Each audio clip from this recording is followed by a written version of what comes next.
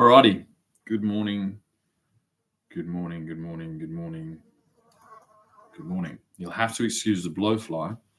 It has decided to coexist with me in this room. And being a pacifist Buddhist, I can't hurt it. This video is called Digital ID Done Right. And this is where I'm going to gently place my chisel into the world and start tapping and prying these two monolithic structures apart and squeeze in the middle and just start talking in there until somebody listens. And this is the moment where the entire dichotomy of global politics, which shouldn't have ever been, there shouldn't be a global dichotomy of left and right. That's not how it works. There should basically be, the suburb I'm in should have a local dichotomy between left and right, and then that should kind of percolate up to the top, but that's not what's happening. It's being led from the top.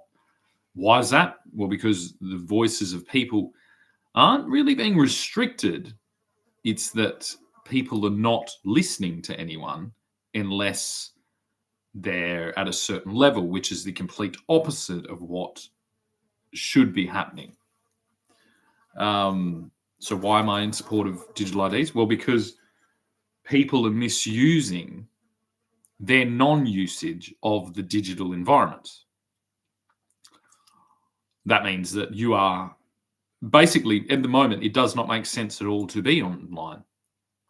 If we continue on down the way. So I'm like, well, if that's the way we're going to go, we should just turn the whole fucking thing off and go back to, an analog, non-internet, non-digital world. But that's not going to happen. So what is going to happen? Why am I in support of a digital ID? Well, because I'm going to be in support of a digital ID from the beginning, as vocally and as verbally, accurate as I can be. And I'm going to put emphasis on the fact that from the very inception of this concept, we need to reinforce a grassroots level democratic example, which is this. So you'll be like, hey, Shannon, I thought you just hated the government and you hate government, you hate rules, and you're just a complete rebel without a cause. And you just protested nonstop for 3 years because they were going to make you get a vaccine. It's like, yeah, I have a problem that wasn't a discussion that was held within our Houses of Parliament. And why was that? Well, all my findings, all my research, all my delving into the digital environment, that was because people were able to throw away anyone on the internet as not real and were able to attack them offline by what they're doing online. It's like throwing rocks at someone on a high rope wire, or someone juggling, or someone doing surgery. You know what I mean? Someone's doing brain surgery. Like, look at that fucking idiot throwing tomatoes at him. Oh, look at his hand wobble. There goes that person's fucking central cortex. We don't understand the digital environment. It's like 1,000 times more complicated than what we already had. And it stretches out all around the world. It's amazing that we've gotten this far without some type of digital identification. If I had have had because obviously this is the thing, that this is why I'm in support of it. I obviously have digital ID already because my entire fucking life has been put on the internet. So you can't protect the people in the shadows doing the throwing of the rocks. And it's like, it's a pretty clear example. It's like, if I go perform at a venue and somebody throws something at me or someone yells something at me and I get kicked out of that venue, then I'm never going to that venue again. And this is what happens. This is literally what our politicians stand behind. They stand behind the system where they won't respond to people. So the first step to having an actual democracy has to be a digital ID. Now, that's my introductory spiel, but it's like, that's probably easier said than done.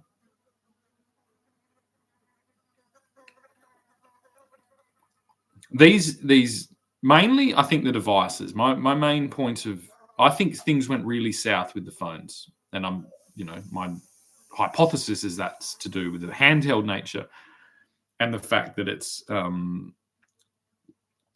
that the screen's too small, and the screen's too small, and you're seeing too realistic an interpretation of a person. So you're holding another person in your hand. That's, again, I have to just continue saying it. And the authority that I speak from is like, well, I was 100% right. Every single technological company, the biggest ones, Meta and Apple at the moment, are both working actively on something to replace the phones because the phones are a fucking nightmare. So then we get to another point. It's like the problem I have with the digital ID, as according to Keir Starmer, is it's this handheld thing that's one central location. No, I will not be participating in anything that looks anything like that. I want a digital registration so that when people decide to slander you and defame you and then sabotage your business, your finances, your living arrangements, your fathering, your parenting, all of that stuff, then I want something really strong to stand on when I can take these people to court for basically digital stalking, which is what's actually going on. There is a two-tier world going on, and there's people online and people offline, and the online world is being constantly polluted because nobody is taking anyone seriously that is online, which is just insane. So we're stuck with this kind of suburban level local government and state government, federal government, with strange individuals that go to these things and wish to participate in this kind of archaic example of governance, and will not participate in digital conversation. It is a rift that's just too big, because then they're trying to influence change within that digital environment. But how can they if they're not participants of it? I was treated as if I was, Bonnie Blue getting fucking gangbanged in the back of a van with but was trying to do top level science and top level journalism and top level political discussion. So yeah, we have a fucking serious problem with digital identification, with digital presence and digital exposure and digital modes of conduct across the board. Things went really, really south. We have a kind of corporate protected system. So, and it's always the same. It's like I've always been in this exact same spot, because both sides of our government, whether the left or the right, they only protect big businesses because that's more efficient for them to extract their resources from. And this has gotten down to such a crazy level that they can't even understand what a normal individual trying to steward their finances or their family through a traditional conservative approach. They can't even understand that. They hear that as though you may as well have to be saying that you've got a magical wizard key and you want to unlock the gates of Sauron, because they're so used to just the salary paradigm. The salary, mortgage, car payment, child support paradigm. You know what I mean? That just doesn't. That is an abstraction. It's a projection on our system that was never there. It's a mistelling history down to this bipartisan cumulative political strategy that has started somewhere. I'm hearing a lot lately about this being a Tony Blair, Fabian model of governance. And just so everyone that knows, if you go look up what Fabians are, their icon was a wolf in sheep's clothing. They are outright fucking socialists. Which means, what does that mean? It means if you've got money or things, they want to steal that and give it to everybody so that they are in power. And they want to protect their own interests within that paradigm and then become pseudo oligarchs of a United Kingdom fucking empire, which never has and never will be. I think it is the pit of this bloated self-preservative system that is basically keeping power by just outright threats. I've been martyred in the public square and thrust through all this thing. You've all been forced to see me go to prison, do all these things. It's like, well, I'm here. I'm still doing it. I'm a proponent of digital ID because I would quite like the bouncers to be able to kick the people, the drunk individuals throwing tomatoes on the stage, off, because we have a fair few really important things that we need to focus on. And you have absolutely zero preparation if you have not participated in something like this. There is no safety net when you do this, when you speak openly to this, because when it's like the way that this is unfolding is like saying, oh, we're going to go explore this hidden cave system, and if you yell, you get put in jail. That's basically what it's like. Because you're like saying something, slipping off the politically correct altar, which is more like a spike, will lead you to death. And this is all we're seeing now is just a bunch of politicians from the last paradigm, which that's not the way it was the whole time. It's only existed during the age of media, of audio-visual media and, highly curated media exposés of political figures. There's a line in Back to the Future 1, which I watched the other day, where he says, oh, of course, Ronald Reagan has to be an actor because the president has to look good on TV.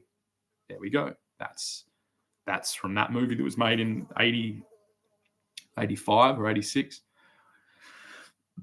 just before I was born. Yeah.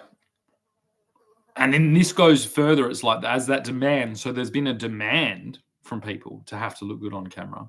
Then that continues on. They not only have to look good on camera, they have to be well-spoken, and they have to walk on eggshells, as Kershep said, I think that's his name, in the US yesterday, to walk the tightrope of political correctness, which is like, it's very wobbly now, but then still rigid. It's turned into like a gauntlet of changing quicksand, media popularity, because that's all it is.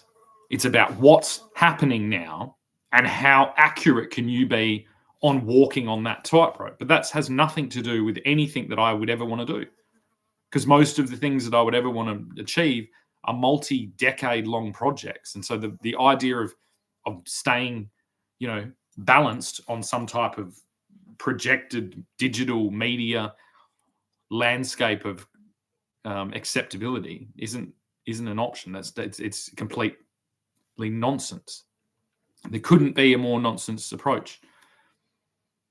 And how do I know? Well, because this is akin to conversations I would have with clients of mine, where I would be in their kitchen while they discuss the intricacies of the changing fashion of the time to do with coloration of their palette for their fucking kitchen. And I'm not doing that in the political realm when we're talking about nuts and bolts, like base structural imperatives, things that should not be changing. There's too much change in our whole system, whether it's the political system or the media system. And most things I'm finding can be like gently just, detached, like they've just been stapled together by some bureaucrat somewhere, some administrative staff of some Labor Party back office. And so they just need to be gently separated again. Well, hang on. No, if we just take this back to base principles, there's nothing really happening here that needs new legislation. It's all the same. And it's not the key issues.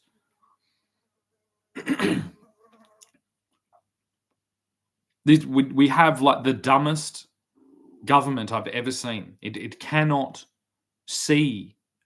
It cannot even see what it's looking at. Obviously, because a huge portion of society now exists and it spends a lot of time in the digital environment, but it cannot participate in that because it's tightrope walking this media political correct paradigm. So that's just impossible. So yeah, I'm all in support of digital ID, but that should put an emphasis on the people trying to corrupt, sabotage, and limit the acclimatization of humanity to this new environment that nobody understands, not even the leaders. And even if they did understand it, if Mark Zuckerberg or Tim Cook was coming out now saying that they had an outright plan for how we're going to unravel the thing, that would be rejected. So we're not even allowing the CEOs of these companies with such large influence now to dictate the terms in which we adapt to these digital environments. So we certainly can't do that with government.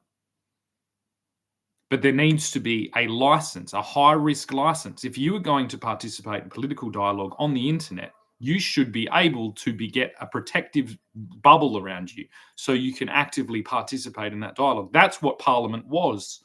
That's why it has a fucking door on it. That's the true history of Parliament, especially in the United Kingdom, as you call it. I don't call it the United, I call it England or Great Britain. I don't call it the United Kingdom because it's far from that and I can see it from here. How dare you call it the United Kingdom when my family came here on, within that kingdom's legacy, and you've completely overthrown all of its work here in order to short-term create a little socialist bubble on that island. It's a nightmare. And you still have the protection of that room. So that's what we need. It's like we need with a lot of talk about grooming. We need a grooming service for future members of Parliament that are unimpeded by this limitation of experimentation, of the way that we conceive what's actually emerging around us. And that means you're going to step in some puddles.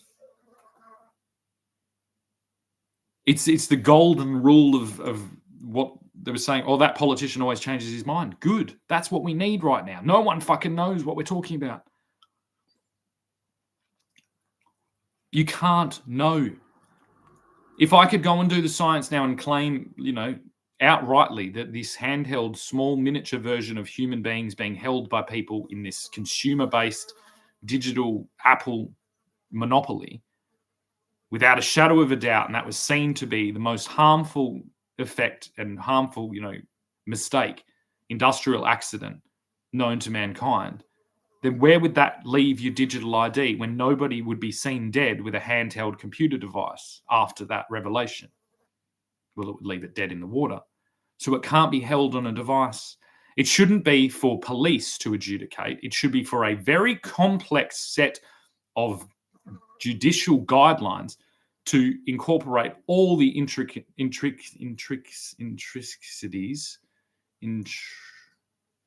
details of this newly emergent system and environment. And I'm still yet to see a police officer that has, any exposure or any experience within this environment.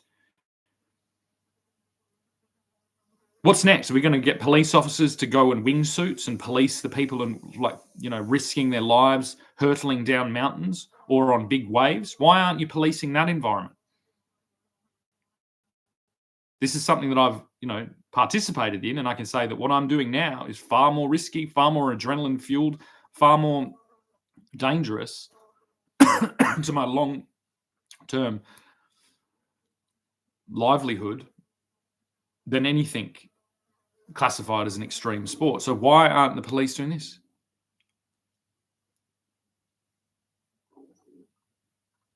So I think it's getting pretty easy to see what they are attempting to do. But at no point during this debate, which is what it is, this political debate, I will now put my hand up and say, this is an official political debate being broadcast live to Keir Starmer, and I'll address him into it, addressed right to Parliament House from a delegate from Van Diemen's Land and Western Australia as to the complete farcical nature that this whole thing has been rolled out. I will never, ever in my life possess again a device such as an iPhone, any device referred to as a smartphone. Never again. I will have a local device at my house in the form of a laptop, or hopefully one day in the form of a giant door, a giant screen that can magically teleport me to have full-scale conversations with whoever I wish to. But there goes. But I will not stop participating into the digital environment, and I will not stop participating in this political debate, which should be happening. I will not have my human nature, my humanity stripped by a company selling Game Boys, ever, or selling these fucking things. You know, I was maybe a fan of these, and then I looked into it, and this is just as fucking stupid. I do not want a company able to record the visual, you know, history of every human being on Earth. These would have been like, you know, a spy's, you know, fantasies. Oh, imagine we could just replace his glasses with a camera in it. Think about this. How many people are going to forget that they've got them on and then put their PIN number in their bank? Or we don't need banks anymore because we have now digital ID. Oh, I see. That's complete bullshit. We've already seen yesterday the Commonwealth Bank now offering 300,000 Qantas points if you go online and you get $1 million online. $1 million of consumer credit online so that you can get $300,000 fucking Qantas things? I'm not participating in any of this shit ever again. I'm going to build a complete parallel fucking universe that has no connection to any of you fucking morons that have polluted my entire fucking life with this monopoly fucking attempts. That is fascism at it's the same day. So we have a Labor government saying, you know, purporting the things of a 5% deposit. And I'm just like, well, how the fuck do we even do this? I can no longer participate in your state-based system or your federal system. I now have to fucking create a micronation that doesn't allow anyone with a fucking device in there. And if I wish to achieve anything in a realistic and sustainable way, because you are polluting the entire environment with this fascist nonsense. You were squeezing every little fucking drop out of that lemon.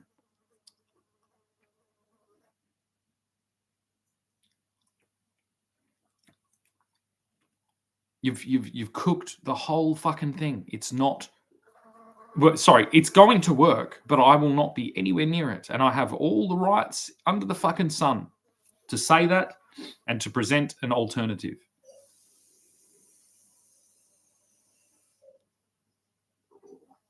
You've created the world's largest filter. And it's just inevitably going to fail. It should be the laughingstock of the entire world right now that this select few people that can't even fucking turn their computer on and talk to it are trying to limit other people doing that. And unfortunately, the whole game is that I'm, 38 years old, so I've had enough experience, enough exposure to history via my father's example to, finally be in a position where I can do this semi-coherently, but I'm still a little bit fringe. So there's no one younger really going to emerge with the capacity to absorb that whole story and then project it back. Especially if they're, basically confined from birth in this digital Alcatraz that you are building. And it will lead to terrorist attack. Not by me, but someone will fucking do it.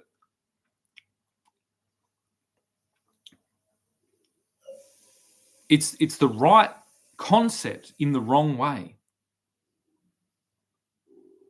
because it's off the shelf. It's all appearing as it's designed, because you've planned something 10, 15, 20 years ago. You've emerged these new technologies, but the technologies are like actually exposing the plan, which leaves you nowhere. It should be the most worrying thing that I'm, very, very lonely here doing this. And sometimes that makes me feel terrified. And sometimes that makes me just laugh, because it's like, I am very lonely here doing this. Why is that? And the answer becomes easy. It's like, well, because the politicians that are already there, they want things to continue on. They want their perfect little plan in cahoots with all these massive corporations to perfectly unfold. But if I get a calculator out, we're thousands and thousands of times worse off than our ancestors were 80, 90 years ago. And we're just fooled into thinking that we're not by having these screens, but the screens are now the fucking cage.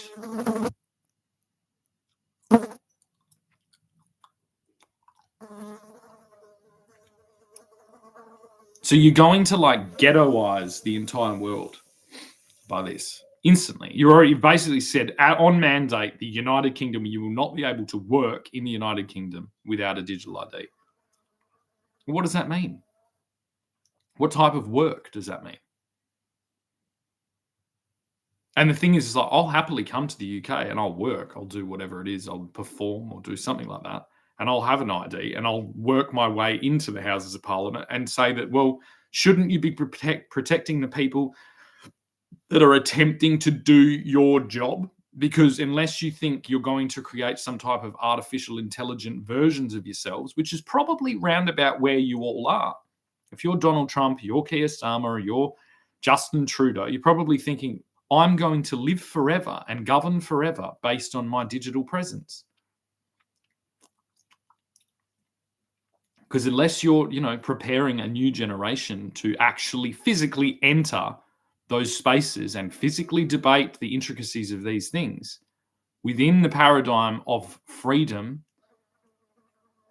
because we're not reading the manual, the Tony Blair manual for how to, install a digital ID. We're born into and living in this fucking hideously under-designed, grossly negligent environment that has been thrust on us and we've been thrust into with absolutely no explanation or preparation or protection. So you are actively and without a doubt providing environments of utter sin with full legislative protection, and you are preventing anyone from civilizing that environment under the guise of protection, which is, a bit of a joke.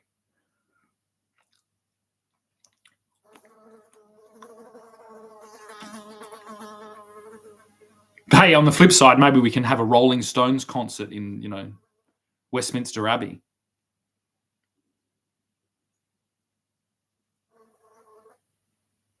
Maybe we can play Sympathy for the Devil in Westminster Abbey or in the Vatican, because that's basically what you're doing.